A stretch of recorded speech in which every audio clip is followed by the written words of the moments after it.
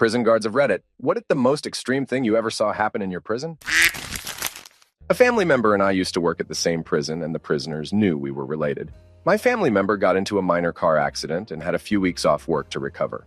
Word got out about it to all the prisoners, and I constantly got asked how I was coping because they all heard it was super serious. It wasn't. While one was asking me what happened when we had a lockdown code, so everyone had to go back to their blocks. Came to find out in the incident report that a fight had started because two prisoners heard two different stories on what happened to my family member. Couldn't agree. Started a punch-up and got the whole block of about 80 guys brawling. Whole place got locked down for like 10 hours, all because my family member can't drive. Story 2. This is taking the word extreme to a different level. But when I was a prison guard, female, working in a men's max, I worked in the kitchen. I tried to be firm, fair, and consistent, and it worked. I mean, I went home whole every night. Somehow a few of the prisoners found out it was my birthday, and towards the middle of my shift, they had me come around the office. And there on the table was a 4-layer industrial-size cake with pink frosting. I was touched. They told me to get my piece before everyone else did, and not even 10 minutes later it was gone. Story 3. My dad was in prison, and the craziest day he experienced was sometime around the end of his first week in. He had been keeping his head down, but one of the other inmates told him to meet him outside by the corner of one of the building during their free time outside. He was hesitant because he didn't want to get into trouble right out of the gate. He looked toward the corner of the building and saw a small group of guys huddled, and he got even more concerned. Just as he was going to walk away, they noticed him and called him over. He accepted. These guys were passing around a cantaloupe and sharing it. Each guy had a spoon, and they'd take a bite and pass it on. Story 4. One of my former teachers used to provide mental health services in the county jail. She said the worst thing she saw was an inmate who went insane. He was quiet and polite and doing a small amount of time for a minor crime. But then, he got in one small fight and was moved to max, and something in him snapped. He decompensated so quickly that by day 4, he was smearing feces on the wall and singing nursery rhymes. He was taken away by ambulance and was never seen again. Story 5. Not a guard, but a prison nurse had to respond to a cell fight where one man hit another man's nose. The most extreme one I heard, though, was from a doctor I worked with. My first patient hit her own eyeball. Story 6. I did a bit in Florida about 4 years ago. While I was inside, they let my cell block come into the common area to watch the iHeartRadio Award. Never would have watched it on my own, but it was nice to have the distraction. This was the summer that Ariana Grande had that One Less Problem song, and she performed it right before J-Lo came to the stage. Now, I'm in with mostly Puerto Rican inmates, so J-Lo being on was a big damn deal. Some dude just loses his crap during the Ariana Grande song. Some of the dudes said he was into little girls or something, and throws a very lightweight plastic chair at the Didn't think it would do much damage, but it busted the LCD. Damn. Broke. Loose. Dudes weren't going to get a chance to see J-Lo's ass, and they wanted beat for it. I ran my gringo behind back to my cell, and a 60-man brawl ensued. All of this to say, in the midst of the insanity, one guy bit another guy's thumb off and swallowed it. Story 7. Not mine, but my dad's. First day he was there, a riot occurred because some get prisoner thought it would be funny if he stole a book from a prisoner and blamed it on someone else. Long story short, the guy who was blamed had all 4 of his limbs broken and his face beaten. Apparently, they already had beef between them. Story 8. I used to be a corrections officer. I found an inmate beaten up and his neck snapped in the gym one night. Gave him CPR until medics arrived, but he was too far gone. Story 9. Between fights. Worst one that got me was I cut down a hanger. He went into fight mode, swinging at us. We got him to the ground and handcuffed him and pinned him on the floor. He started to cry, begging us to hit him as we tried to keep him from banging his head on the floor. That was my first hanging and stuck with me ever since. I was working a pod and had someone throw a melted down shoe heel in a sofa can at me. Think hot melted rubber. It mainly got on my shirt, so I was fine, but started fighting with the guy. I had him pinned on the ground. With 64 offenders around me, I had lost my cuffs in the fight. They had fell out away from me. Another offender I had known for a while assisted me, handing me my cuffs and holding the guy's legs down. I was able to drag that one offender out due to the fact the offenders on the pod were throwing stuff at us. The offender who helped me got his time reduced, and I wrote him a letter for the parole board and spoke on his behalf. He got out, works a good woodworking job, $24 an hour, and writes to the prison with updates on how he is. He has a girlfriend and a baby on the way. Happiest story I have of that. Story 10. No, a prison guard, but I work in a psych hospital. Worst thing I saw was a man fingering his stoma in his stomach so hard. He was repeating duck me. Couldn't get that crap out of my head for a few days. That guy was a mess. Story 11. My dad was a P officer in the prison service for a couple decades. He has a few stories. One that I always remember was about there was this one kid who was about 16 years old, but he was about 6 feet 4 inches and built like a tank. He also had a bit of a temper. One day when my dad is supervising the gym workout, he looks over towards the benches, and this kid picks up a 34 kilograms dumbbell, lifts it above his head, and starts to swing it down onto another inmate who is laying on one of the benches. My dad manages to sprint over, grab this kid, and pin him against the wall just in time to stop him from killing the other inmate. At this point, my dad is thinking, if this kid wants to fight, he is probably going to win. But luckily, he had a good reputation, so the kid didn't fight, but also other inmates alerted other guards. If he was able to carry through with that swing, that inmate's head would literally have exploded. There is no other outcome to that.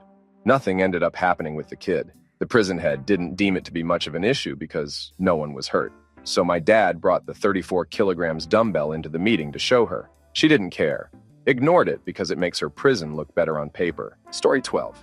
I was working in the X house. My prison had 3 areas: general population, STC for somewhat mentally unstable IMs, and the X house shaped like an X for seriously mentally ill guys that would throw poop, hit themselves, etc. I was on the seg wing, even though most cells in the X house were like seg anyway. This area had another officer to watch it specifically, so I was called over to watch a guy so that he doesn't hurt himself. He was completely naked with nothing else in his cell, and I have to stand just outside the door and watch him. So he's trying to do everything to get a reaction out of me, but I'm Stoneface Phillips, documenting every 5 minds what he's doing. He climbs up on the bed, takes his junk in one hand, and starts stroking. He takes a finger from his other hand and wets it in his mouth. The now wet finger goes behind him, right inside. And then he starts yelling my last name. We all have name tag. Awake 30, awake 30, awake 30. Then after he's done doing that, he walks up to the door. These are steel doors with just a window for seeing into the cell. We're basically face to face with this window between. Just below the window is a chuck hole, which is a tiny door for passing food trays through. Thankfully, it was closed, because I looked down at the chuck hole and see yellow liquid coming out from the sides of it. I took a few steps back and continued my watch. I wasn't going to let him get a reaction out of me. Story 13. I have many stories, and many about this particular prisoner, but one stands out to me the most. Doing a count one day, everyday stuff, and it involves looking through trap windows to make sure everyone is present and breathing. Get to this prisoner's cell. Let's call him Prisoner X. Now, this prisoner has a long history of abuse. As a result, he is an absolutely chronic pleasure himself. The amount of times I've had to have conversations with him while he's going to town on his ham bone are innumerable. Anyway, doing a count with a female officer, she looks through the trap and immediately recoils. Now all I can hear is a loud buzzing sound and the sounds of furious pleasure. I decide to check the trap against the warnings of my offsider. Should have listened. Turns out he was using the unit's hair clipper, but he had them wrapped in a glove, turned on, and shoved squarely up inside. All I could see was the cord plugged into the wall leading into his loudly buzzing inside, and him giving his old feller the exercise of its life. Story 14. Working in the emergency department, we had a prisoner come in unconscious and covered in blood. We got him cleaned up and counted at least 12 wounds to his head and face. They were shallow, but the force caused the wounds to look like gashes, so stitches or staples were out of the question. He had even more wounds on his arms from trying to cover his head during the attack. We couldn't save one of his ears, and he was still unconscious when I clocked out, according to an employee that still works at that hospital. The prisoner was transferred to a trauma center the following morning. He had multiple fractures and spinal damage. Apparently, he was a snitch and got jumped by other prisoners. Story 15. I was just an inmate, but when I was locked up in the Bronx, I remember people making shivs out of the toothbrushes we were given. Also, one guy screamed to prove that the co's didn't give a duck about what went on in the holding cells. No one checked on us. Also, the Kios would purposely throw rival gang members into the same cell. I'll never forget some of their screams as they got hauled off into enemy territory. Also saw people get beat by the co's and pepper sprayed in the face while incapacitated, then left in handcuffs for hours so they couldn't wash the spray off. Their screams were pretty bad too. One dude had a seizure, and it took about an hour for a medical response. Story 16. An old manager of mine was a corrections officer at a woman's prison around here. He had tons of stories, most revolving around guards having relations with inmates. So biggest story was guards were getting BJ from them. Eventually, a bunch of the guards had a group sex with a fair sum of the inmates, and she got quite a bit more. After that, she turned all her hairs into one of the higher-ups and told them to run DNA on them. They'll be the names of all the guards she listed off. Sure enough, she alone got 20 guards fired. Story 17. Not a co, but no maintenance staff. One inmate had a court date, so left for the day. Apparently during his day out, he managed to acquire a loose screw. Not big or anything. Apparently he found it on the floor of the transport van. Anyway, once back in his cell, he decides to use the screw to drill a hole in the plexiglass window of his door. Mind you, the doors are a layer of plexiglass and then steel grating. Anyway, he drills 2 holes, one at the top and one at the bottom of about a 2 feet tall window. He does this between co-patrols who are supposed to do a walk around every 15 minutes. The inmate then proceeds to tear his bedding and ravel it into a string, which he feeds through the upper hole and back down through the lower hole. Using the friction of the bedding, he literally saws a giant hole in the plexiglass, using nothing but his bedding. When questioned, he informed the guards that this took him roughly 11 hours to accomplish without a single co-noticing it. He didn't escape. Like I said, there is still the steel grating. He literally just did this as a duck you to the guards, and he had the spare time. Story 18. Not a prison guard, but was told this story by a kitchen supervisor working in a minimum security prison. He was supervising on the morning shift when he went to use the inmate bathroom in the kitchen, because the other supervisor was using the officer bathroom and he really had to go. The inmate bathrooms had doors, full metal ones, and stalls, unlike in the rest of the compound which just had open stalls, but without locks on them. The inmates who worked in the kitchen would pleasure himself in them and had adult magazines hidden under the sink, so he was always careful to knock beforehand, not wanting to walk in on someone mid-stroke. Story 19. With all the serious ones, I thought I would give a funny one too. Worked in a youth correctional facility. The units were Alpha, Bravo, Charlie, Delta, etc. On Charlie dorm, there were 3 openly homosexual youth who were way over the top when it came to stereotypical behavior. Talked in lisps, used red Kool-Aid powder to make lipstick, tied their sweater arms together to make a purse, etc. Well, one day they are walking down the hall together, see me in my office, and said, "Hey, Act-Teach, check this out." Then the 3 of them dropped and did the Charlie's Angels pose. I laughed my ass off. Story 20. A professor of mine worked in the commissary while he was going through university and loved to tell us about how in the movies, it's all about substances and cigarettes. But he made his money smuggling in off-brand ramen, noodles, chips, and pop. I'm sure other people were handling the substances and cigarettes, but for the life of him, he couldn't figure out why, if people were willing to pay ridiculous markups on items that won't get you sent to jail. As an aside, the scariest moment he would talk about was one prisoner fighting off 3 others by using a syringe. Story 21. I have a friend who's a prison guard. Just the other day, he was telling me about an inmate who called over one of the guards and held out his hand holding something in his fist, not really thinking anything. The guard holds his hand out and the inmate drops what he was holding into the guard's hand. As he starts walking away, the guard looks in his hand and sees the inmate's balls. I didn't ask if they were still in the sack, but I'll find out next time I see my mate. Then a few weeks later, the same inmate lost his junk. Story 22. I don't think I saw anyone mention the gunner. There will be people who just drop their pants and start viciously jacking their banana the moment they see a female co. Doesn't matter if they are. Fat, skinny, ugly, pretty, deformed. Just has to be female of some sort, and they will stare them down and go to town on themselves. Now the thing is, this is not rare. This is not one of those every once in a while things. So many do it. It's glorified within prison. The punishment for something like this is just going to confinement for 60 days. No extra sex charges or anything. It's normal. Super ducked up, though. Story 23. This is an old story here in Sweden one day at a corrections facility called Norrtäljeanstalten. The 2 guards on duty forgot to lock the doors to the cells, kitchen, and everything, so the prisoners broke out. The thing was that they didn't escape, but instead built a blanket fort, baked a chocolate cake, ate the chocolate cake, and watched TV all night till the guards came back to the unit the next morning. The prisoners had full access to knives, forks, spoons, and anything you can find in a kitchen, and they decided to just watch TV in a blanket fort and eat cake. The 2 guards got 5 without pay, and a warning since nothing major happened. Story 24. Dates I, female teach, volunteer, in a minimum security male prison. Security level of an incarcerated person doesn't correlate directly with the crimes they're incarcerated for. It's more about their public safety risks, such as reoffending. What that means is my class of minimum security guys has all sorts of offenders in it. Our class is held a few times a week in a separate building than the main prison, trailer, portable. My most extreme story is one from springtime. It couldn't have been a more gorgeous day, and everyone was chatty about it. Suddenly, a bit of commotion in the back of the class. Hey, hey, teacher lady. I head to the back of the trailer to check things out. Everyone's gathered around a window. What? Is there some new co on the block, or maybe a transfer inmate they're all ragging on? I swear these guys are just... I thought to myself, preparing for some juvenile nonsense. At that moment, I saw what they could see. A mama cat and her 3 kittens trotting across the yard and settling in under some daffodils for a nap. A collective awe rose up from the trailer, quickly covered up with abrupt subject changes, crap talking, and class questions. I can't help but smile every time I think about it. Moral of the story, they're just people. Maybe they did some crafty things, like real crafty things, or maybe they didn't and they're in there wrongly. Maybe they've been rehabilitated, or maybe they haven't. Hell, maybe they never will be. But everyone likes kittens. Story 25. I'm correctional officer, but still in training. Told this story by my instructor, who was a co for 15 years. He was working in segregation, essentially solitary confinement, but not that extreme in the sense that the inmates here do get to converse with other inmates and do get to populate outside during rec time for only 2 hours each day. But anyways, one of the inmates also had mental health issues, and after 15 days serving in segregation, psychological issues can form. So it got past 3 weeks, and this inmate who was already did not have a sane mind went absolutely crazy.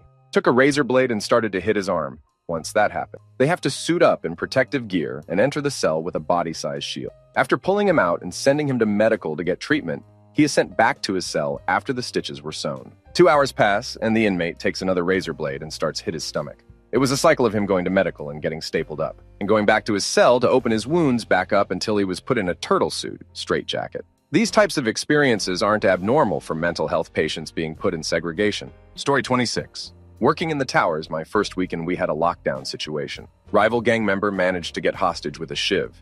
He managed to wedge the door shut, and we all watched as he slowly destroyed his enemy. Pretty ducked up, still remembering the look on his face. He was charged with first-degree murder, was switched out to isolated confinement. He had been planning this.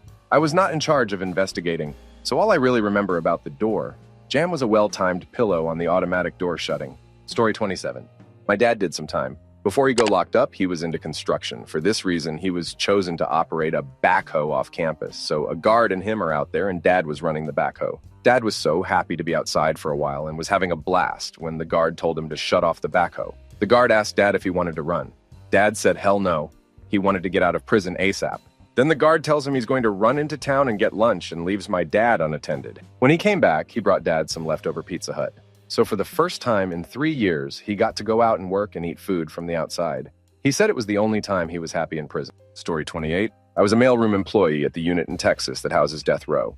For security reasons, most of death row inmates had their mail constantly scanned or read, while other inmates just had them searched for contraband. This whole process was a NEGIT process out in place after a governor was threatened from doctor. Then bringing the mail to the inmates and telling them you read it and found some crap was terrifying because they obviously never liked and often threatened abuse. The stuff you read is ducking insane. The worst one I ever read had to have been the one of an inmate who was suffer the consequences for execution the next day and was sending a bunch of damn you letters to the victim's family, as if they hadn't been through enough. Story 29. Not a prison guard, but my good friend is. This happened a week ago. 2 prisoners were shouting and eventually got into a fight, which led to a full-out riot.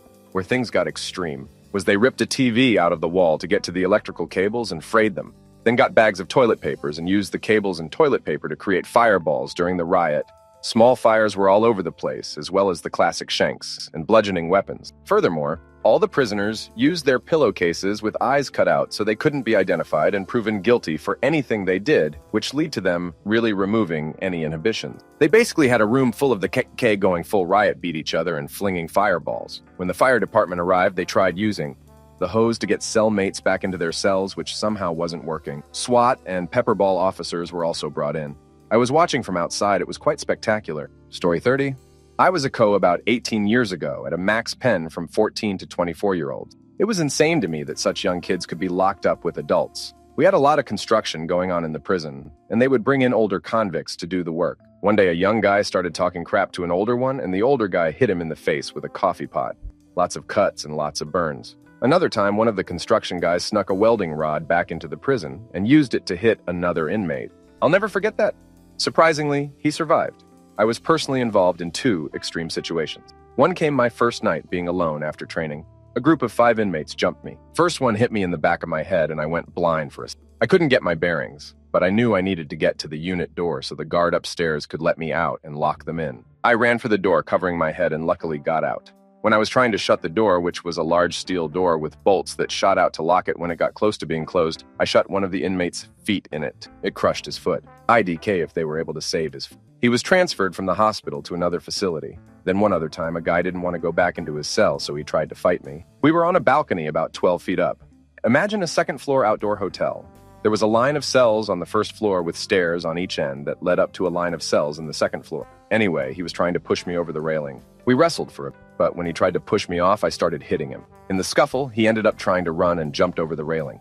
I think he wanted to hit himself, but he landed on both feet, which broke both of his ankles. Prison is real lame for all involved. Story 31.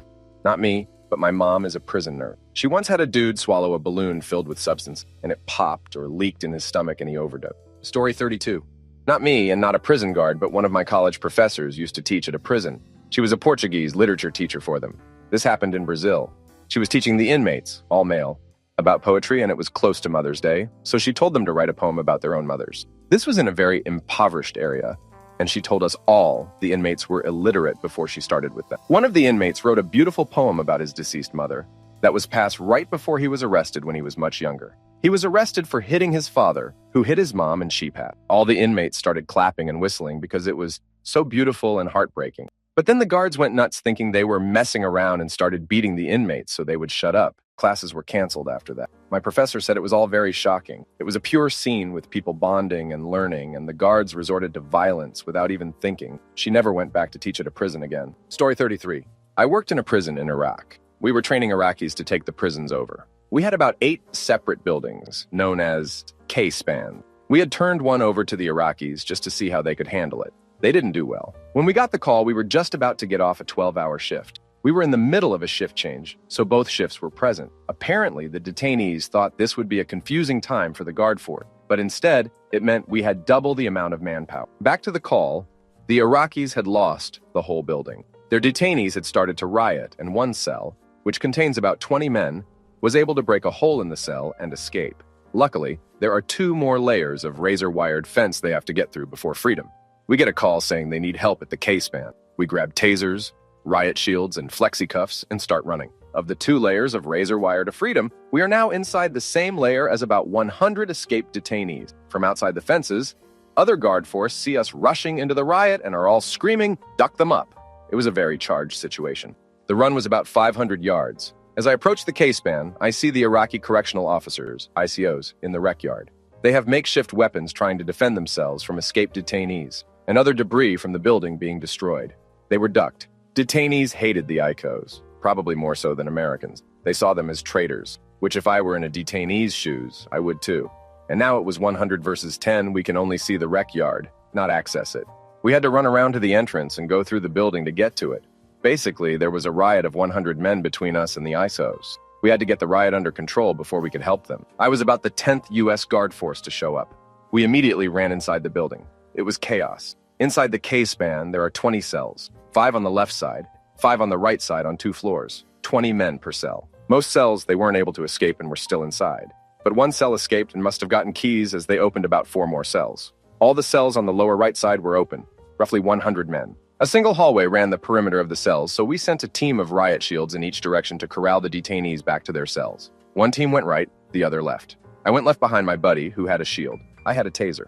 As we walked the hall, there are detainees in cells next to us and above us. They have igloo coolers they use for tea, and are filling them with whatever body fluid they can produce, and raining it down on us. The noise, the smell, the thunder of hundreds of men pounding on the cages next to us. Pieces of building and debris are crunching under our footsteps as we make our way around the left side. We are now at the back door of the building, which is the entrance to the rec yard.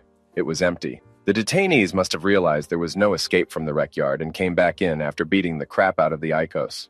I didn't see them either. We shut and locked the door and continued around the perimeter hallway. We now made it around to the right side. Here we found all the detainees charging and getting ready to fight the other line of shielded guard force. The cells had a layer of plexiglass spit shields that have now been shattered into swords, which the detainees are now wielding. The 2 teams of shields began to come together, forcing the detainees toward the center. Most of the detainees gave up and simply went right back into their cells. About 20 were persistent and came charging for the shields, where they were easily detained. We finally pushed the last of the fighters back through the hole in the cell they busted out. These prisons were built cheap. The cells didn't have bars. They had a single layer of expanded metal grating as bars. They were able to beat a hole in it using an old man's crutches. It was about 3 feet in diameter. We got the detainees back in the cell, but now we had to go through and cuff them. My buddy and I were the first to crawl through the hole. He put his shield in first and followed behind it. There were about 15 men in there. Most had already given up and laid down, but 5 or so wanted to fight. I crawled through immediately behind my friend and immediately deployed the taser. Homie hit the ground. Funny thing about a taser is, I can still tase you with the gun portion after I've fired the leads. Only those leads still shock every time I pull the trigger. So the poor git I got with the leads had to get shocked again every time I had to use the gun to tase one of his buddies. It didn't take long for more guard force to get in behind us, so the detainees gave up quick. We cuffed them and began moving them out, then went to clean the cocktail of body fluids off of our cell. This was all at the end of my 12-hour shift. What a day. The ICOs who originally lost the prison were okay. The detainees beat them, but spared them. They didn't come back to work as far as I know. Story 34. Aussie correctional officer. Most extreme would be seeing a mate and fellow officer narrowly get stabbed in the neck with a pen. Luckily, it hit cheekbone. He's a tough bloke who's been through much worse in the defense force overseas, and he was back at work the next day like nothing happened. Also, saw an inmate beaten by 2 other inmates over a substances debt. Inmate didn't move until a few seconds before the response team got there. Felt like forever, but was about 30 seconds. Looked dead. Funniest would be one of our more psychotic inmates in a death prevention cell. Toilet shower area were blocked off because he continually flooded his cell. Less vision. He's known for producing the largest craps you've ever seen. Gotta be known for something, I guess. Without immediate access to his toilet, he decided to lay the ungodly log in the middle of his cell for all to see. Without exaggerating, this thing was 2 Coke cans together. Easy. He left it for about 10 minutes and then proceeded to use his ripped-up t-shirt as a balaclava and gloves so he could pick it up. He then threw it with force at the ceiling, which is about 4 meters high. It stuck for a good 15 minutes. It took a lot of persuading to move him without use of force. He was handcuffed to the door to move him to a clean cell, and as the door opened, the log fell and made a distinct thud of the floor. Everyone, including the inmate, had a good giggle at the whole situation.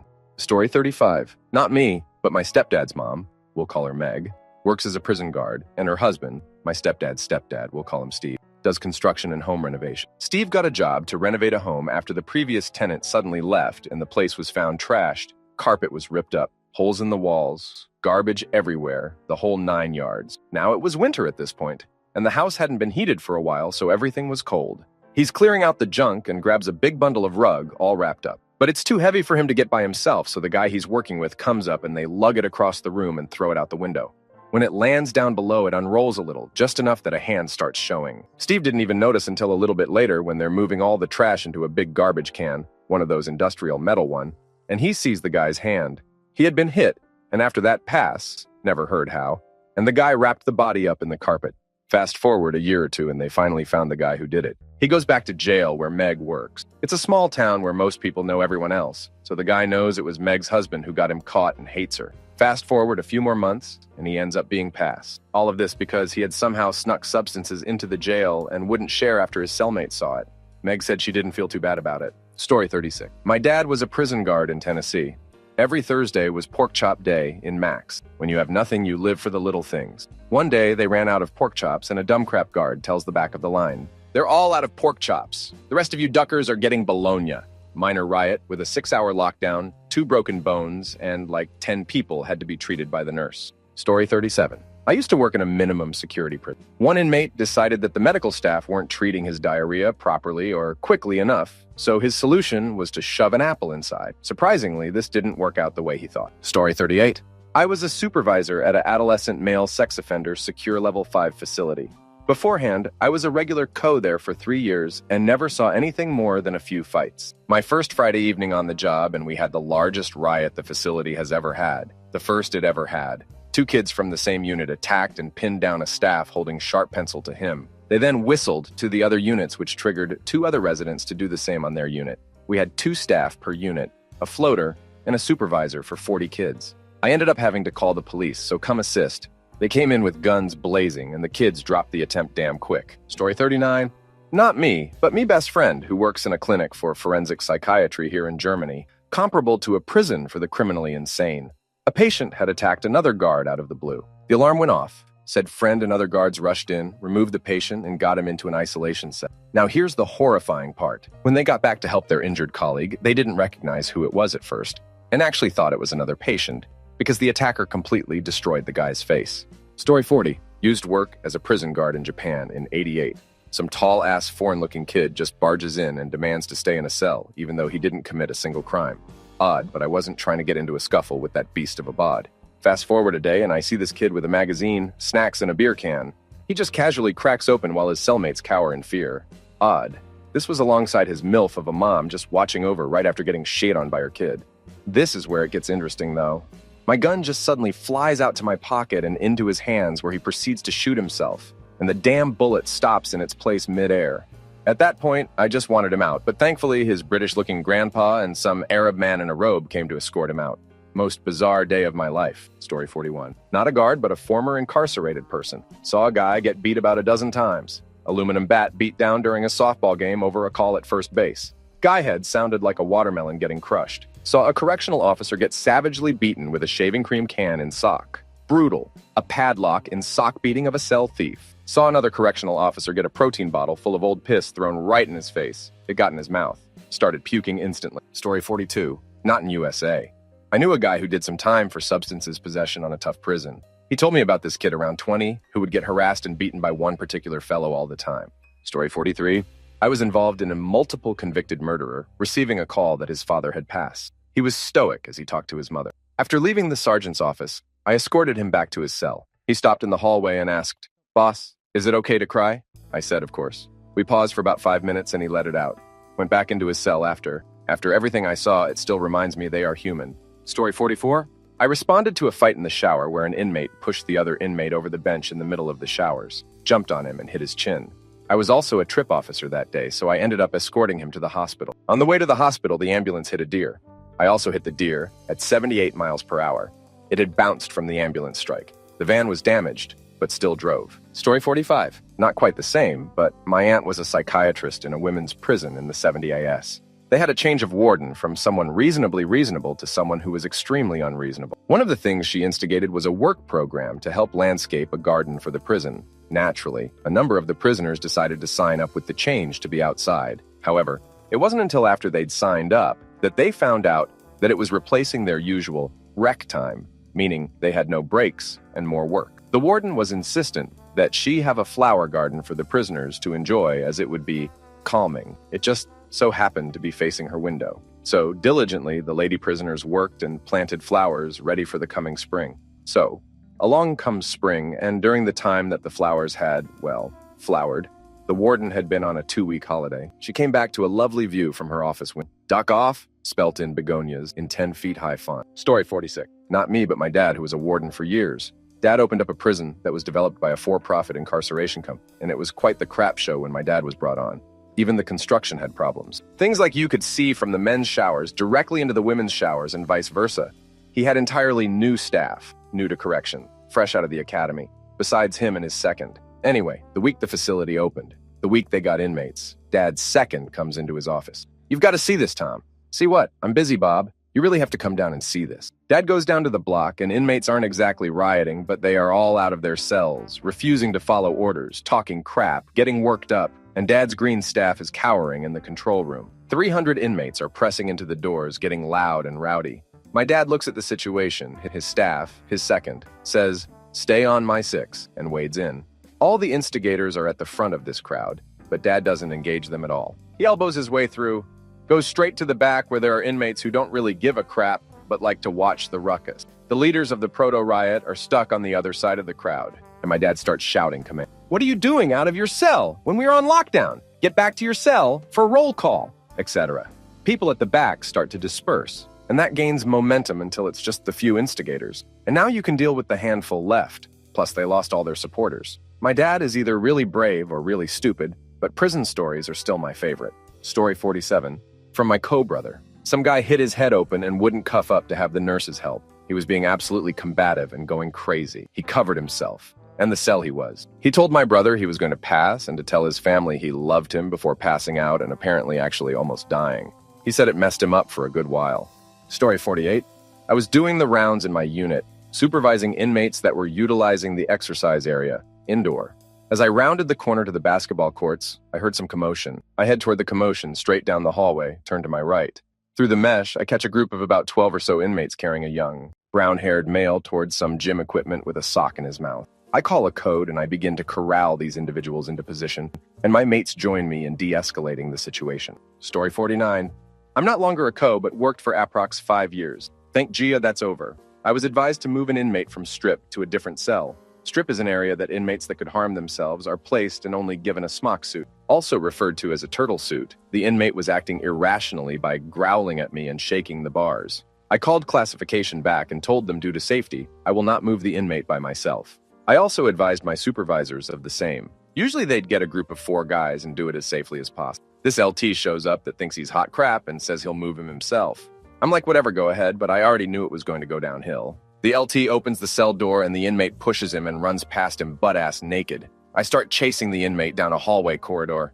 He was sprinting naked right towards a dead end. The inmate finally gets cornered and starts growling and roaring like a lion.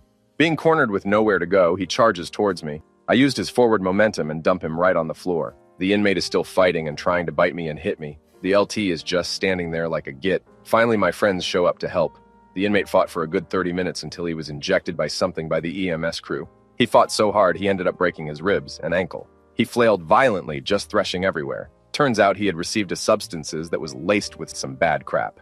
I talked to the inmate a week or so after. The substances was out of his system and he was like a different person. He ended up apologizing. Best thing was this LT looked like a giant idiot and a wuss because it was all on camera. He stood by as his officer was trying to restrain a violent individual. That's something you'll never live down in your career, and it's remembered forever. Story 50. Was, for a short time, a co at a Level 3 institution in the South. 1. 23-year-old was refused a second peanut butter sandwich because he was no longer on a diet per the doctor, decided to get completely naked, cover himself head to toe in his own peanut butter, and hit one of my academy buddies in the shoulder with a paper clip. We then had to gas him and execute a forced cell extraction. 5 guys in riot gear had to take this guy down, which he was naked and covered in crap.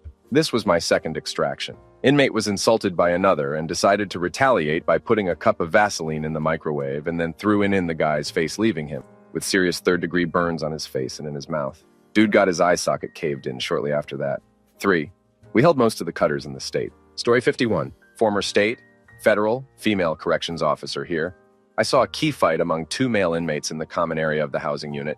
At the time, I worked for the state and at this particular medium security prison. The inmates are given an individual key to their cells. All of the cells are still behind a big steel door that only the corrections officers had keys to, so they were still confined within the housing unit. Anyway, something happened between the 2 inmates, and they did this thing where they placed the key in between their knuckles, so when they punch each other, the key acts as a brass knuckle. It was a whole mess, and I had a lot of paperwork to complete because... Story 52. Alright, so I was looking for a job some years back. Any job. I ended up catching on as a teacher in a youth prison. My job was as computer lab administrator, where they took pre-GDD and other computerized tests. There were some other teachers there as well that taught other classes. I was a staff member of the school portion of the institution. Tame, yes, but still a prison. I had to be searched to enter the premises. Phone had to stay in the car, etc. So I went through the general prison guard training for 2 weeks at another prison. Self-defense training, the whole 9 yards. I went through that with newly hired guards for the state prison, etc. I start my stint at the youth facility and everything is going okay. We're outside the fence on lunch smoking cigarettes. And one of the actual guards tells me there are 2 or 3 new students coming that day and asked me if I wanted to watch. Watch, I said. Watch what? He explains that when they first arrived, they shaved their head and stripped them down naked and really embarrassed them. This place was a military boot camp style facility. The more he describes this process, I just get sick to my stomach. It was at this point that I recognized that while corrections may be a necessary part of our society, it is one that is certainly not for me. For a variety of reasons, I ended up leaving the job a few days later. Story 53. Okay, so in my prison, there is an area next to the nurses' station where inmates suspected of being suicidal or having a meltdown are kept, like a special observation area where med staff is close by.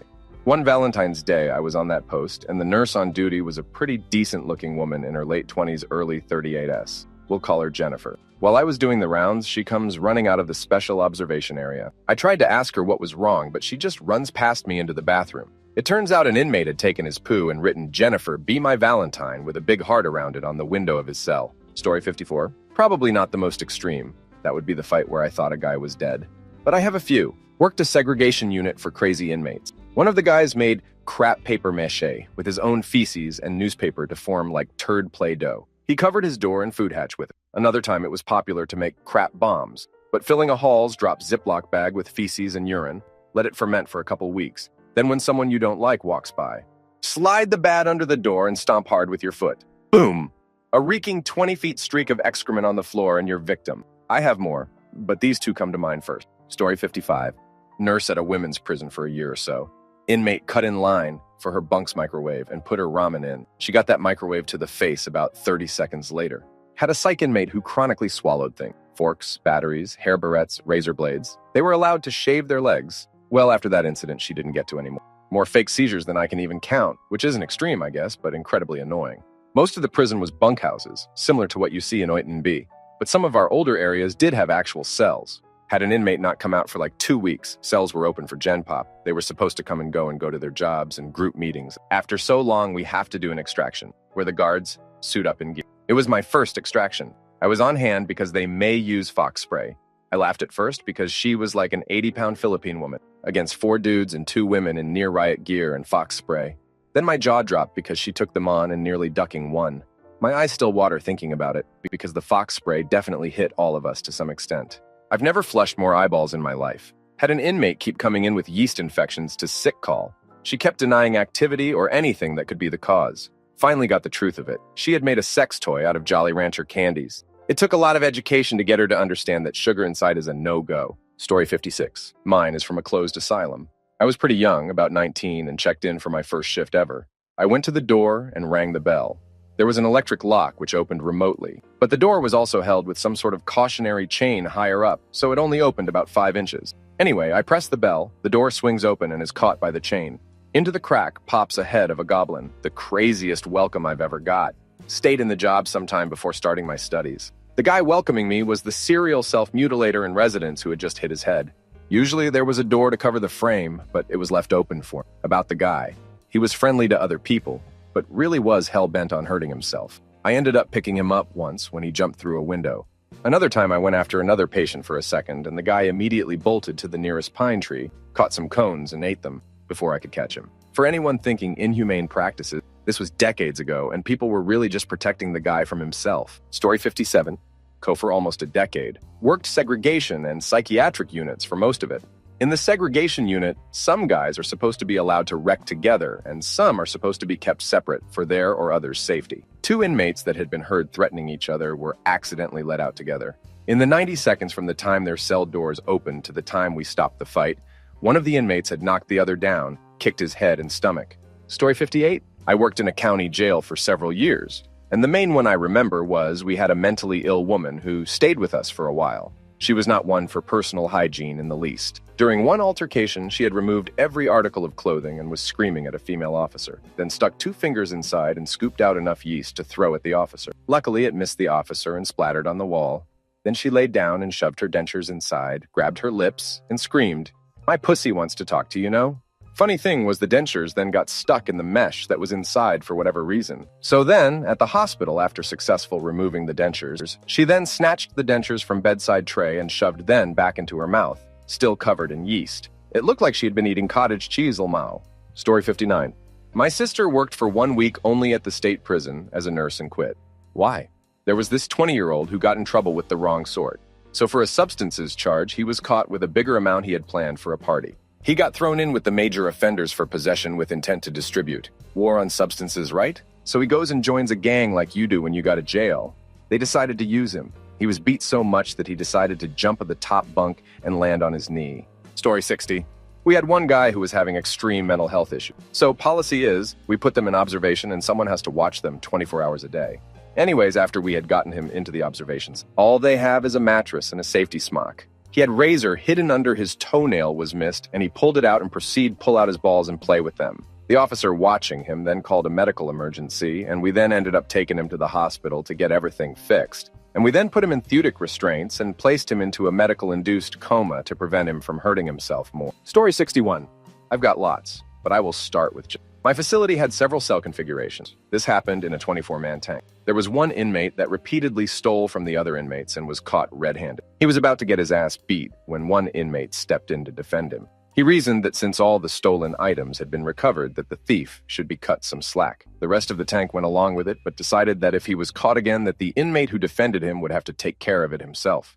Inevitably, he stole again within a week. The inmate used a broomstick to break both of his hands and beat him across the face so hard that he broke his nose, both cheekbones. When he was done, he called control for us to come get the pile that was left.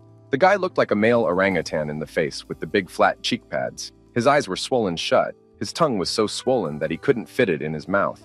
The medics had to give him a trach so he could breathe. Story 62. The most intense thing is between responding to a man hanging himself in a seg cell, human instinct telling me to open the door and cut the sheet, but training kicking in to wait for backup, or the first time I got to ride in a helicopter. An offender took the chain off of a weight bench and beat another offender with it. The victim held his arm above his head and blocked most of the attacks. He had to be flown out, though, because the swelling in his arm was so severe it would hit him. It never occurred to 19-year-old me that you could pass from a deep bruised arm. Story 63. The funniest thing I ever saw was still kind of disturbing. There was an inmate who believed that he had a demon in his sink. He begged us to spray the sink with pepper spray so the demon would go away and stop talking to him. He wouldn't shut up, and he was waking up all the other inmates in the hospital ward. I decided to call my sergeant. My sergeant came in and, after talking to the guy for a while, said, "Screw it, let's pretend to spray the sink with some pepper spray." My partner was a rookie, had only been on the job for a couple weeks, and he had a pepper spray container that looked like a small fire extinguisher. Rather than pretending to spray the sink with pepper spray, he actually fired it off. Its blast splashed back on us, so we were both coughing and slightly blinded. The inmate, who was handcuffed in the corner of the cell behind us, came rushing over, knocking us both out of the way, stuck his face in the sink, took a deep breath, and with pure joy in his voice yelled, "Yeah, take that, you mother ducker! Damn you! Now who's an idiot?" When he was done yelling at the demon, he started dancing around with glee. He calmed down and was happy the rest of the night. I had a Ghostbusters t-shirt made for my rookie partner that said, "I ain't afraid of no sink demon." Story 64. Not a prison guard, but a former paramedic in one. In this prison camp where I worked, inmates worked in a field on what was called a hoe line. The inmates were given tools randomly and lined up to work randomly. One inmate marked a tool, and every time he got that particular hoe, he worked on sharpening the side of the blade. He then waited until he had that tool and was lined up next to a particular inmate. He then used his sharpened hoe to hit the man's Achilles tendon and almost lost his foot. It turns out this was in revenge for the victims repeatedly stepping on the back of the inmate's foot as they were moved around the facility. Further, he told the guards that he had been planning and preparing for the attack for over a year. Story 65. My dad worked at the jail in Boston and has a ton of stories. I'm just learning about them now since I'm old enough to hear them. Once when I was 7, my dad came home covered in human feces because of a fight that broke out. My dad said one guy said they would own them or whatever, and one jail guard that worked with my dad said to him, "They're going to distract us and get you." And then a few hours later, that guy was begging to come out. Also, my dad used to bring home rubber pens because you can sharpen real pens into a weapon. My sister and I used to like the rubber ones. Picture the ink tube inside of a regular pen surrounded by rubber. No story there, just a fun fact. Story 66. I worked in the jail for a little over a year when I was a probationary police officer. Guy came in, disruptive, combative. We put him into the single-occupant padded cell until he would calm down to be processed, fingerprinted, pics, etc. Our policy at the time was you go in there stripped down. He begged me to let him keep his underwear and get me. I did. A few minutes later, I hear the trustees yelling for me to bring the keys. I grab them and run to the cell. I'm the only officer in that area on duty. The dude is trying to end his life. Damn. I fumble around with the keys while screaming at the trustees to hit the panic button, hidden button to inform the receiving desk officers I need help. Now. I get the door open, run in, and lift this huge guy wrapping my arms around his buttocks area to get some slack on his neck. He craps all over my right forearm, short-sleeve uniform. Other officers enter, climb up, and untie him. He coughed and sputtered back to life. I ran into him years later, and I recognized him, but he didn't recognize me. I told him I was the guy that you crap on. He apologized, thanked me for saving his life, said he was clean and sober now and seeking mental health treatment. Story 67. My dad worked at the Chino prison for years and told me a story he was going around doing checks. And as he was leaving a hall, a prisoner called out to him, "Hey, Smith," not his real name, and my dad asked him what. The inmate told him, "Come here." My dad, not wanting to deal with this, just says, "What? Just tell me." The inmate says, "Smith, I really need you to come here right now." My dad, a bit annoyed, goes over to him and says, "What?" The inmate then whispers to him, "You left your keys in that door. Go get them now." My dad looks, and sure enough, he had left his keys in that door. He grabbed them, and then gave the inmate a big thank you and slipped him a few packs of smokes. My dad says that inmates were typically good to him because he always treated them fair and with respect, but always made sure they knew he was the one in charge. Story 68. I work in a hospital near a prison. About 2 weeks ago, one of these guys got an extended stay with us due to sepsis after his wound became infected. Since I work in ICU, I was able to follow his case. Balls edema is pretty common in the ICU due to large amounts of IV fluid and the way patients are positioned in the bed. This guy's balls would not heal. The wound just festered and wept and stank. He eventually had to have surgery to remove a bunch of necrotic tissue. almost pass. And he really just carried himself like a regular guy through his entire stay. Story 69. I used to visit jail once a week with my golden retriever, Cooper, who's a therapy dog. Any normal day, I was asked for cigarettes or to smuggle something in my next visit, as I was never searched or walked through a medical detector upon entry. Don't worry, I never did. Anyways, my last visit there was around lunchtime. I entered a cell with 6 inmates who were Southside Los Angeles gang members. Inmates always made the craziest concoctions of sauces. Each gang had their own recipe of sauces. And my dog bolted for a glob of their sauce that was on the ground. After he ate it, the whole cell erupted, saying, "Cooper is Southside! Cooper is Southside!" That chant spread to the rest of the cells. On that row, and then to the rest of the 7 levels of cell rows, 150 inmates. The jail went into riot prevention, and a lockdown ensued. Cooper was then listed as a gang-affiliated citizen, and we were no longer allowed to visit. Story 70. I'm not a prison guard, but a friend of a friend is. He told my friend when he's walking through the corridors, he can hear the people in for pedo watching TV shows for small. And the thing is, they can't really tell them to stop either. He said it's very disturbing. Don't really know if you can class this as extreme, but it's something all right. Story 71. Once got told a story from a buddy of mine that's a prison guard. This one dude had a colostomy bag. I guess those things have an open hole that requires some sort of frequent medical maintenance. This dude's hole kept getting infected and being torn, and the doctors were puzzled and had to keep him loaded up with medication to fight it off. This dude's hole kept getting infected and torn because he was getting cigarettes from his cellmate in return for letting him duck the hole. Story 72. Not me, but I got sat next to an interesting old chap on the plane. We got talking and his life sounded super interesting, and he mentioned how once he became a maths teacher in prison. Prison guards of Reddit, what's the most disturbing thing you've dealt with? My dad used to work as a co, and he would never tell me any stories about his time there until one day of constant badgering. He told me the tale of the Easter surprise. Easter morning, one of the inmates thought it would be a brilliant idea to get completely naked and shove a toilet scrubber all the way up inside, so the only part visible was his bristled bunny tail. He then proceeded to scream that he was the Easter bunny while trying to hop around and avoid the oncoming guards. Story 2. I would now say that being assaulted is the most disturbing thing I've dealt with. It happened last week. I was in a confined space conducting a search and was grabbed by the neck and slammed into the wall before I could react. I've been having nightmares since, and I just can't shake this. The other stuff I can disconnect from since it isn't happening to me directly. But this is a lot harder to deal with mentally. Really makes me look at the big picture and wonder if the crafty $15 per hour is worth everything we are subjected to on a daily basis. Story 3. My dad was installing a ventilation system at a women's prison. He had a nice chat and a sandwich with an inmate.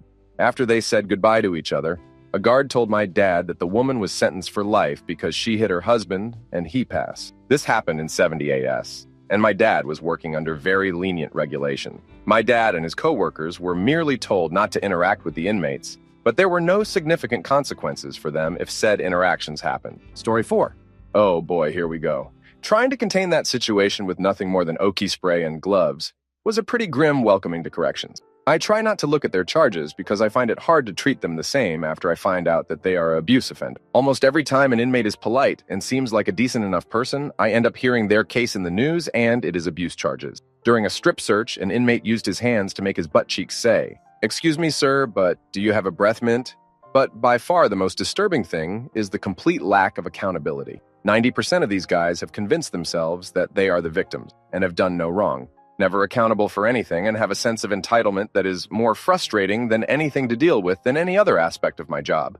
I didn't realize I had become desensitized to it until I was threatened by an inmate telling me, "I'm going to hit you and abuse your wife." I told my family that it happened a few weeks later, just as a "oh, by the way" sort of thing, and they were mortified, whereas I had almost forgotten it happened. Story 5.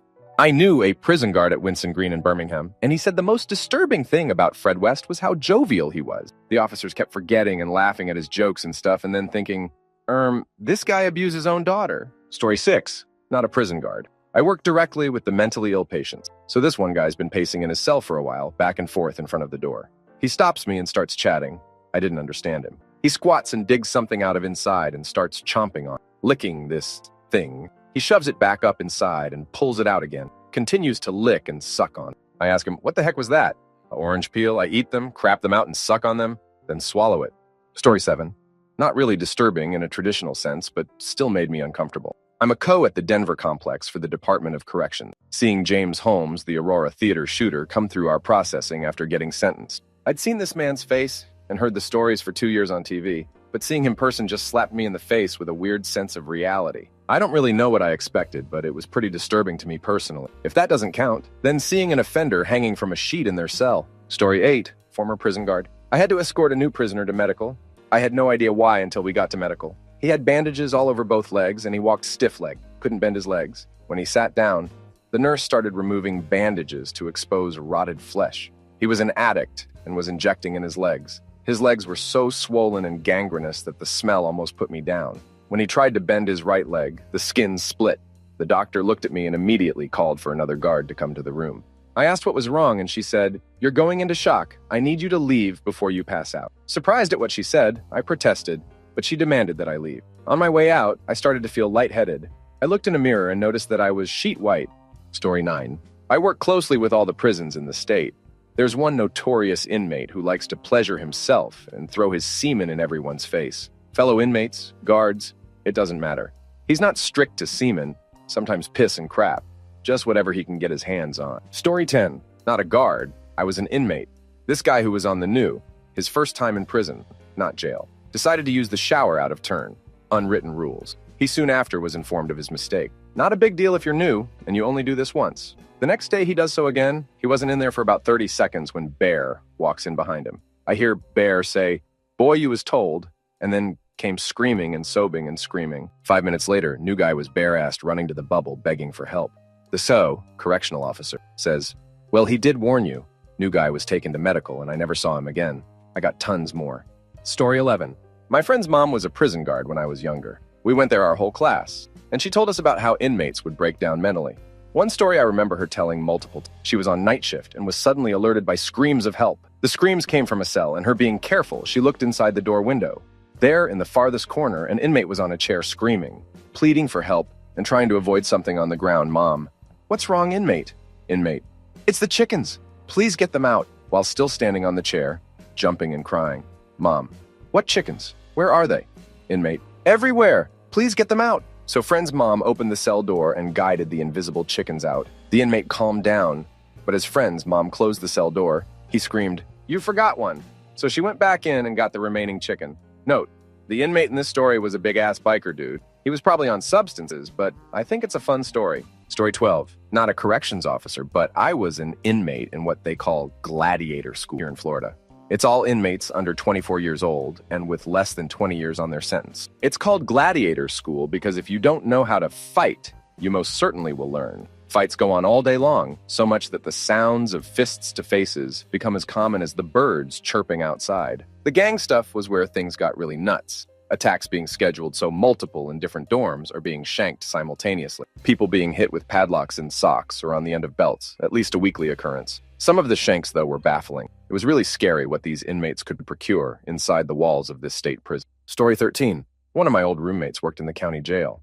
He came home one day with a stone face, so I asked him how work was. All he said was, "I saw a guy eat his shampoo because he couldn't shower, then uncontrollably puke and crap himself. That's how my day went. Jail. Not for me." Story 14. I have two. One co-friend at a city lockup knew an inmate who everyone called the gingerbread man. He would get naked and cover himself head to toe in poop. He was trying to get insanity, but his crimes were substances dealing related. He was beaten rather badly a number of times by the 3 or 5 guys he shared a cell with. He stopped eventually, then went to real prison. Another co I know knew a guy who was kept solo because he kept trying to give people his HIV. He passed one night. Story 15. I was a co at a max unit for several years. I'll just make a list. Had a guy collapse in front of me and pass. He had a brain aneurysm. Had a guy try to connect his tattoo gun to the light. He electrocuted himself. He passed. I've caught people having sex twice. Once was willingly, and the other was for protection. I've been on the third row and the power went out. It was pitch black for about 20 seconds. Power loss was always the scariest thing to me. Had a guy who had come in with a relatively minor sentence, now serving over 100 years consecutively due to crimes he committed while incarcerated. He would attack any co he had a chance to. He was notorious for popping his door open and attacking co's. Had different guys try to attack the nurses on a few occasions. If you ever go to prison, don't so this. They're the ones who decide if you need to go to a hospital or go back to your cell and drink water. Had to fight a psych patient in the back of an ambulance on a transport. Had to sit through multiple surgeries because someone has to have eyes on the inmate at all times. Once I had to wrestle with an inmate when he was coming out of his anesthesia. He was out of it and freaked out. I have tons more, but I'm on mobile and it's a pain to type this much. Story 16. Former prison guard at a private juvenile detention center. The most disturbing thing I ever saw was not from the inmates, but from the prison itself. The kids were barely fed. Often dinner consisted of a single slice of bologna, one half of one slice of bread, a condiment package of jelly, and a half of an orange. Of course, when inspections or the parents had a visitor's day, there was much more food. I always wondered how they got away with it until one day I found out. I was working third shift and running the master control room, which meant that I had keys to the joint. I took a short break to stretch my legs, and during my walk, I'd wandered past the nursing office. I'd never really paid attention to. So I took a quick peek inside and saw one of those old-fashioned scales that they have in every doctor's office. I thought it had been quite some time since I'd stood on anything but a bathroom scale, so I unlocked the door and gave it a try. The scale read something like 212 pounds, which was quite disturbing since I only weighed in the high 170s. Then it dawned on me. The private prison had bid so low for its services that they couldn't afford to feed the kids, forcing them to rig the scales to stay out of trouble. Story 17. Not a prison officer, but my dad spent 26 years working as one in the UK. Brixton, then Belmarsh. Heard a lot of crazy stories, including how the IRA prisoners Mess strikes used to happen frequently. They used to cover themselves in their own feces, wait for the guards to go into the cell, and attack them. They then just started hosing them down through the service flap. Story 18. We had these things at the prison called mini-yards, pretty much fenced enclosures with a basketball hoop and a concrete floor that were attached to the galleries and separated from the main yard. At 8:15, the inmates would lock down, and by 9 o'clock, we had our count for the evening. After that county, no one was allowed to leave their cell until 4 o'clock when workers were let out to the kitchen. My first time working the night. I was sitting in the control center when the computer started pinging that someone had pushed the intercom button on the outside of the mini-yard. This, of course, freaked me out, seeing as how I had not let anyone out there. And anyone who wanted to get in from the outside would have to climb through 3 rows of razor wire. I brought up the camera feed, hoping maybe a maintenance guy for some reason had used a key to get in from the outside. There was nothing out there. I assumed it was a computer glitch and cleared the call. It immediately rung again. Still nothing on the camera feed. The button that was being pushed was used by the inmates to let us in the control center know that they wanted to come inside. There's also a speaker by the button that we can use to talk to them. I selected the intercom and spoke into, asking who was there. No answer. I decided I should call my lieutenant. At the least, this was a serious glitch that needed to be fixed. And at the worst, it was someone who had managed to stay out on the mini-yard hours after lockdown and was messing with me. So I called him and reported it, and all he said was, "Yeah, that happens. Just open the intercom and tell him that the mini-yard is closed," and then hung up. So I opened the intercom to the seemingly empty mini-yard and say, "Sorry, the mini-yard is closed," in the same way I would tell the actual inmates on the day shift. Lo and behold, it stops ringing in. And this one, that really freaked me out. So this guy was working on a video monitoring at around 9 p.m. when he saw something moving out in a nearby cornfield. He pans the camera and zooms in on it and sees a black dog thing walking through the cornfield. No big deal, right? Just some animal. Then as he is about to pan the camera back to its original spot, the thing stands up on its 2 hind legs and sprints across the cornfield towards the tree line. I called bees, but since the video monitoring saves all its feed for 30 days, I was able to watch it during training with the guy. Story 19. I used to work as an EMT before the job became too stressful. I used to respond all the time to the local women's high-security prison. It was weird getting patients who seemed like nice people. And after a job, I'd look them up on Google and find out exactly just how violent the atrocities they committed were. But the worst thing I've ever seen was not an act committed by an inmate. We respond to a call for a heart attack. Charlie, which means we have to respond quickly. Our corps was not 5 minutes away from the prison, so we got our driver, a crew member, and I, as the EMT at the time, respond. There is a lot of protocol that you have to deal with when you enter a prison. Your rig gets checked, so do your IDs, and there are multiple gates you have to go through. Of course, knowing the nature of the call, we asked for them to help us move more quickly through the checkpoints. The guards neither cared, nor did they seem like they even listened to us. Granted, I can understand it's your job, but when you have a patient in a life or death situation, sometimes greasing the wheel can be beneficial. Anyway, to make a long story shorter, because nobody really reads long ones anyway, it took us 40 minutes to get to the patient. They gave us the wrong floor that she had been on, and they seemed indifferent. The women ended up being down for over 30 minutes without a response. So I knew then that the chances of resuscitating the patient was not good. The anger I felt at the staff still gets me fired up today. That women might have been saved if we had gotten there sooner. Plus, when we arrived at the patient, the guards who had been there doing CPR before us had placed the leads from the AED on wrong and didn't shave the patient. Feel bad for saying this, but the patient was really hairy, and I know that when it comes to women, you don't necessarily think of a hairy chest. But you need to shave it if you see something. This is one of the reasons I'm not working as an EMT anymore. That and McDonald's employees make more than me. Story 20. Honey buns are routinely spent on services as a currency. Also, the amount of ramen noodles a normal college student eats in a week would make you rich as Duck on the Block. Story 21. Not a prison guard, but I worked maintenance in corrections. And on Super Bowl Sunday, a few inmates crap in the chili and tried to get the guards to eat it. None of them fell for it. Story 22. Not a correctional officer, but I did work as a PA for 8 months in a state prison. I saw an inmate shove 3 feet of an electrical cord up inside in an attempt to catch himself. Story 23. Inmates in a level 5-yard bunk up 2 to a cell. One inmate decided to pledge himself to his cellie for life by allowing him to hit his balls. Would not recommend. Story 24. Not me, but a friend who worked in a state prison down south. On his first day of the job, a very tall, very intimidating inmate stood over him and said, "I could hit you right now if I wanted to. Glad I don't work in a prison? I'd poop my pants." Story 25. A buddy of mine is a guard at a women's prison. He once has to confiscate a Jolly Rancher sex toy. These crafty women collected Jolly Ranchers and molded a rainbow-colored junk, then wrapped it in saran wrap from the kitchen and passed it around. Story 26. Not me, but my uncle. He has been a prison guard for 10 years. He has seen countless of things, but there was one thing that has always stuck with his mind. A little back information.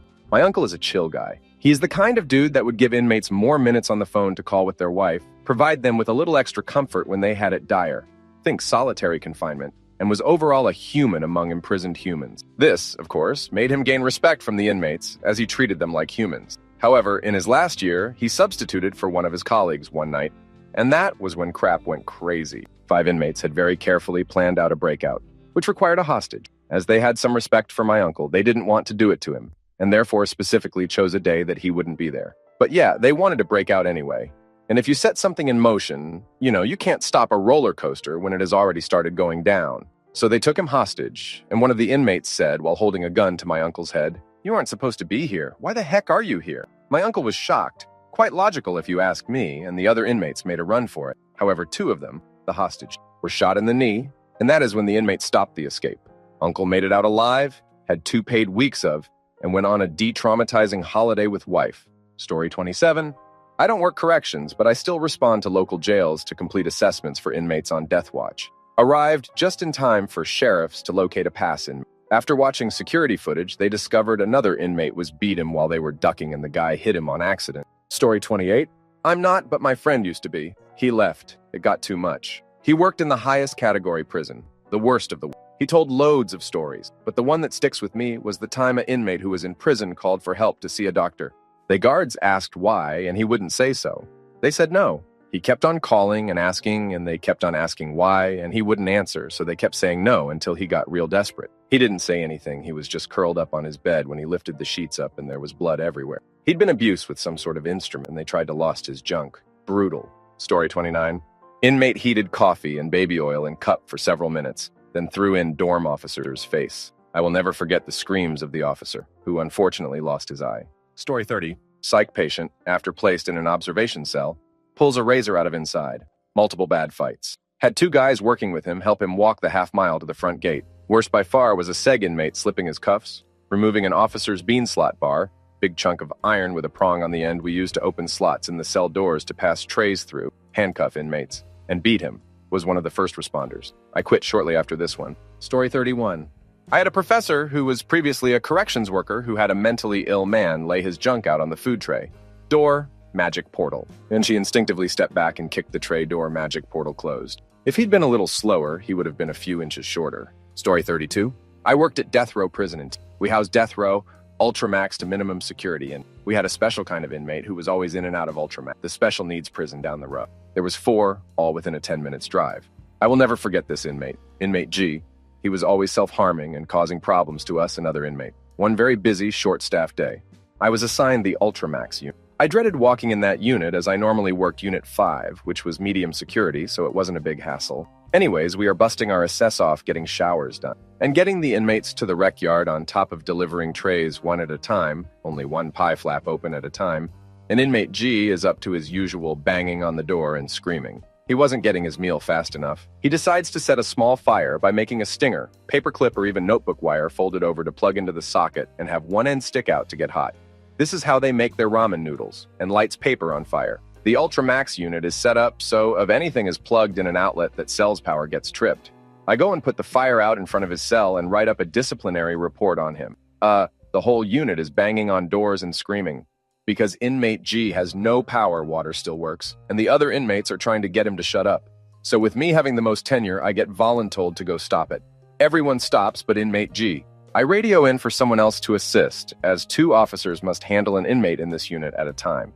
As I'm waiting and standing in front of the door, ready to subdue inmate G and take him to the discipline board to go over his extra charges, he decides to look me in the eyes and take apart a pen. He takes the spring out of the pen and starts hit yourself. I call the medical code over the radio, and the prison's elected responders come as well as the medical staff. Within the 2 minutes period for everyone to get to me, inmate G takes the spring and slowly inserts it into his penis. There is inmate G with a spring in his junk. We finally get him out of the cell and had to send him to the special needs medical prison down the road. That was almost an every week thing with him. Story 33. Now I wasn't a prison guard, but quickly hear me out. I worked in the emergency mental health unit of my city's hospital for about 2 years. The patients I was responsible for were the ones that were placed on something called a form.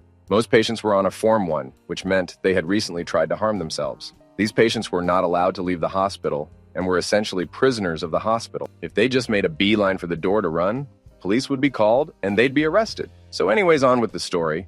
One man came in.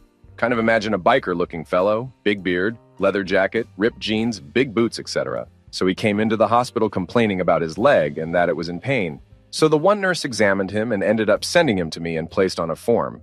He told me he was just in because his leg hurt. So I was a little confused. Anyways, my first job on a form is to get the patient to change into a hospital gown, collect their belongings, and lock them in a locker for them to get later. These patients obviously can't have anything like strings or hard objects that could be used to harm themselves or someone else. So he took off his jacket and I saw his arms. They were covered in what looked like paintballing welts. So he proceeded to take off his shirt, and same thing on his torso. There literally was not a 1-inch gap between the welts. This guy had so many. So I asked him and he says, "Oh, that's where the bugs come out of." So I was like, okay, does the doctor know about this? And he said he mentioned it to the nurse and she sent him over here. So he took off his jeans and of course, same deal on his legs. I took his jeans and felt something heavy in the pocket and pulled out a huge hunting knife. So I went over to the doctor, told him, and he came over and I swear his jaw almost hit the floor. He closed the door and talked to the guy for about 20 minutes. Turns out he was an addict and actually had bed bugs in his apartment.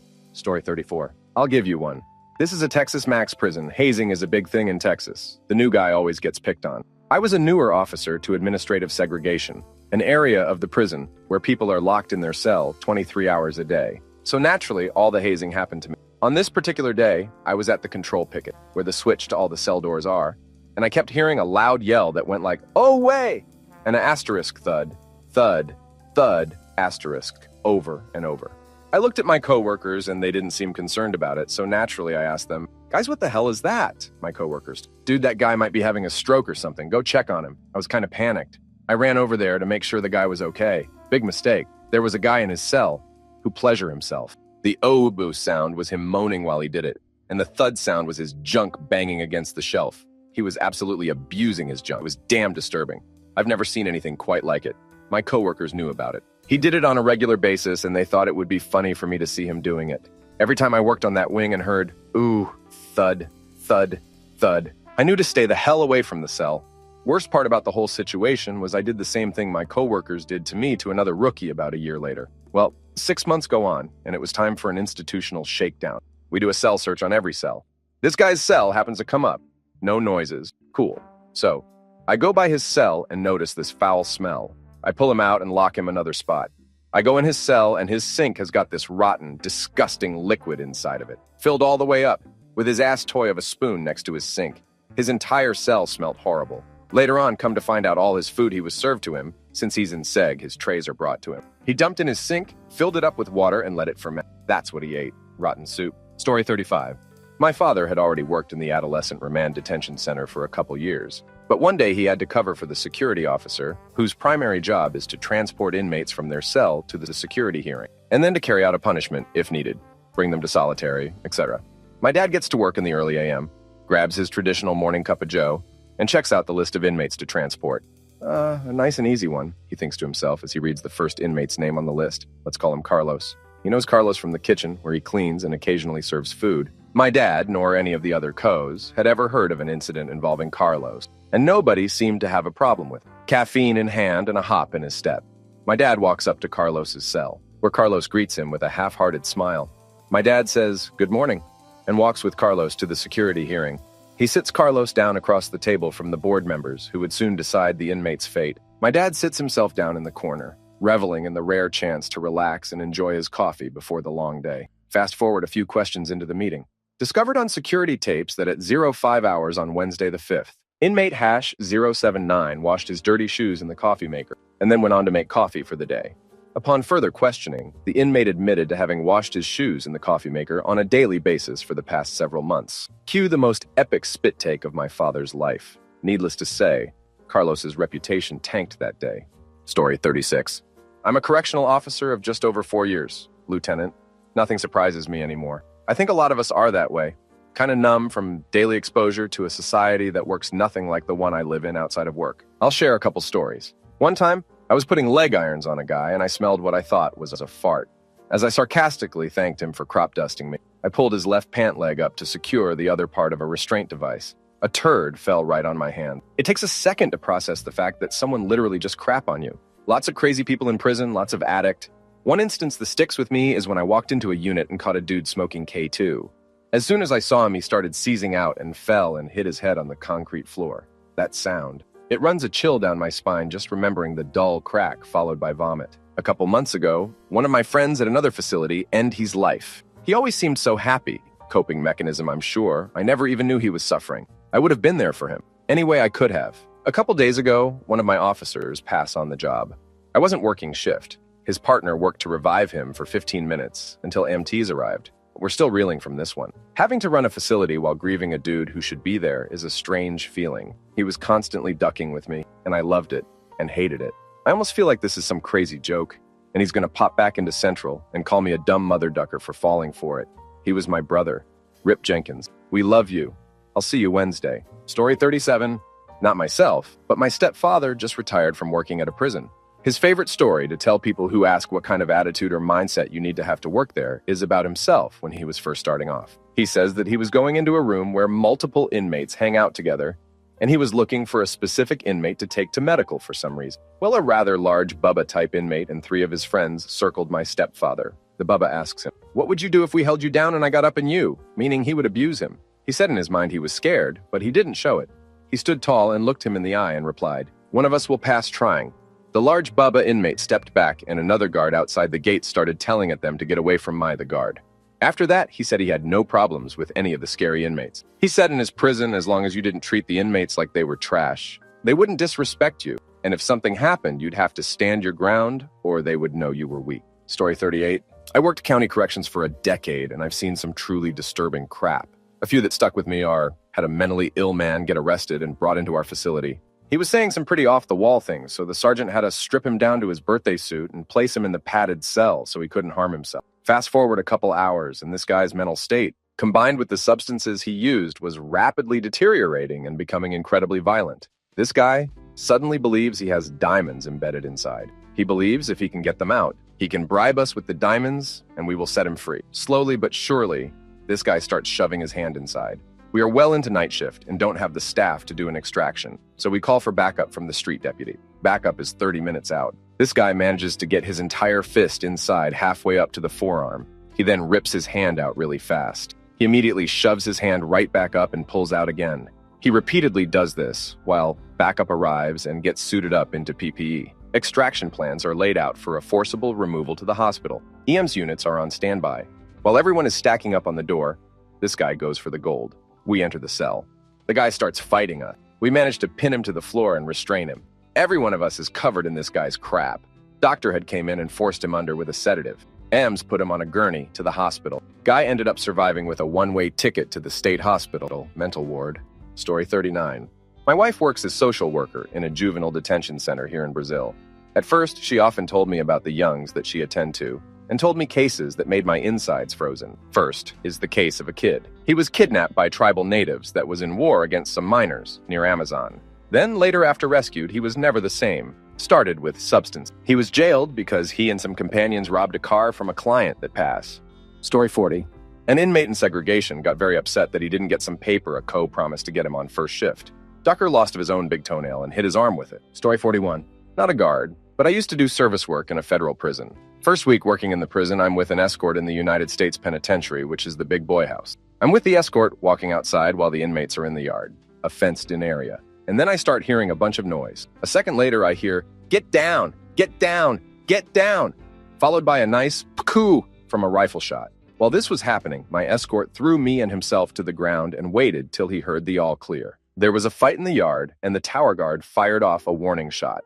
I was working on equipment in the low facility whenever a guard's body alarm goes off and my escort has to lock me in a room while he goes to see what was going on. He comes back 30 minutes later and tells me that an inmate had barricaded himself in a hallway and covered the floor in dish soap.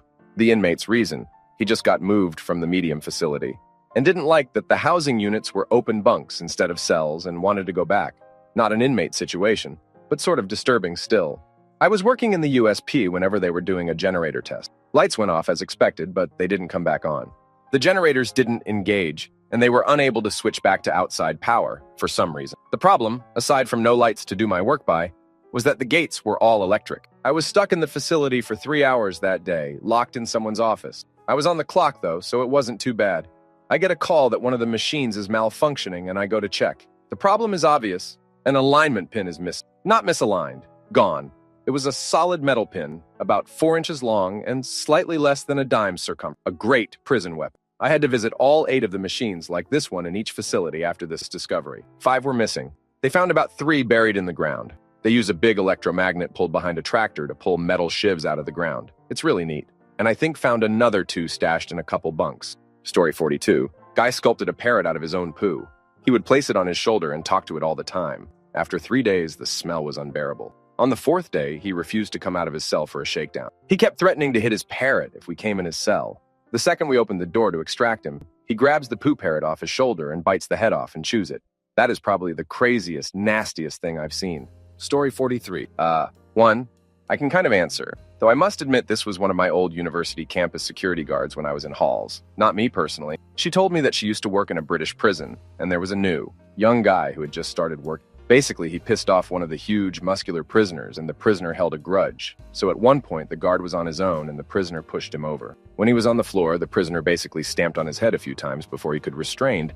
She says she's glad to not be doing it anymore, but not all prisoners are that messed up. On another note, and kind of unrelated, the woman worked at the prison where Reggie Cray was held, who, if you don't know, was a huge London gangster in his time. She said he was a nice chap, and was always very respectful to her as she treated him like a human being. Because of this, he looked out for her, to the point where one time, another inmate told her he was going to hit her and do all sorts of nasty stuff when he got the chance. Supposedly, Reggie Cray heard this and told him to piss off. Then a day later, they'd found out the guy who had been threatening her had been beaten in the showers by some of the other inmates. She asked Reggie if it was him that made it happen, and he just winked at her and, "Nah, I wouldn't do something like that." These are all stories I remember her telling me when we used to have a cigarette together when she worked night shifts, as the security office was right next to my block. Story 44. Not me, but a friend of mine is a correctional officer at a jail, and I asked him this question after 6 months of him working there. He said there was an old man that barely spoke any English that hit his head on the wall and demanded to be airlifted to a hospital in Atlanta. His injury wasn't that bad, so they were able to treat him in the jail and tossed him in the padded room so he could not hurt himself anymore. Needless to say, he got what he wanted and was airlifted out of there. Story 45. Went on a field trip to a correctional facility, and one of the guards told us about how there was this one prisoner who would constantly cover himself in his own feces. He didn't stop there, as he would end his life still covered in crap. Story 46. I had to do a maintenance job at the Adex Correctional Facility in Florence, Co.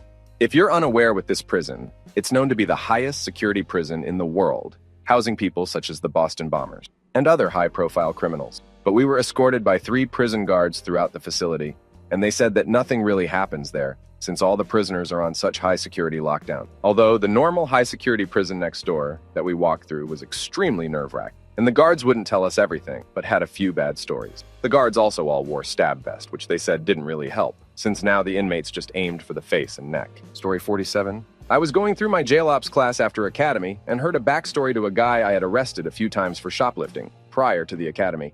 The guy had spent a large amount of his county jail time in medical. The reason was because he kept putting razor blades into his urethra. He would break the disposable razor, 2-blade maximum, remove the razor blades, and shove them inside.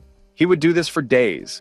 You can only buy so many shaving razors per week. He would get medical treatment against his wishes. He would recover, and the process would repeat. If he couldn't get razors, he would use broken plastic fragments from pens, paper, dried feces, or whatever else he could shove up there. Because nobody stays in county jail forever, I still see the guy around town occasionally. Story 48. I've worked as a police officer and corrections officer. Combined career time is about 12 years. Anyway, I don't know what I would consider the worst thing I've seen, as after a while, you kind of get desensitized to a lot of things. Many of the inmates that I have seen do some disturbing things were either suffering from mental health issues, substances-related mania, or both. Some of the things I've seen were inmate in a mental health segregation cell punching his mattress, yelling at it, then having act with it. Inmate taking a dump, grabbing it, examining it, then eating it like a Snickers bar. Inmate walking up the steps to the second tier, climbing over the railing, then jumping headfirst into the concrete. Inmate taking a dump, smearing it on the wall, then licking the wall. Story 49? Started working corrections in 2001. Here's some stories. My second month had an inmate have a massive heart attack and die, preformed CPR for over 45 minutes until the squad showed up. Had an inmate segregated cause he was 10, 96, crazy, like to chew his own crap, place it in an empty toothpaste tube and stomp on it when you walked past doing rounds. Had an inmate transferred in from another state. When he got off the transportation bus, he was sweating very hard. It was winter, so it was odd. We dry celled him for about 20 minutes. We hear this dull thunk in the bucket, and he came to the door looking relieved and said, "I'm done." Removed the inmate and the bucket from the cell. Inside was a capped metal pipe about 8 inches long. It contained 3 saw blades, a cuff key, 2 razor blades, and a shank. The facility I worked at had a riot. Burned the administrative building, canteen, kitchen, mailroom, record room, and laundry. Took us 9 hours to regain control of the facility.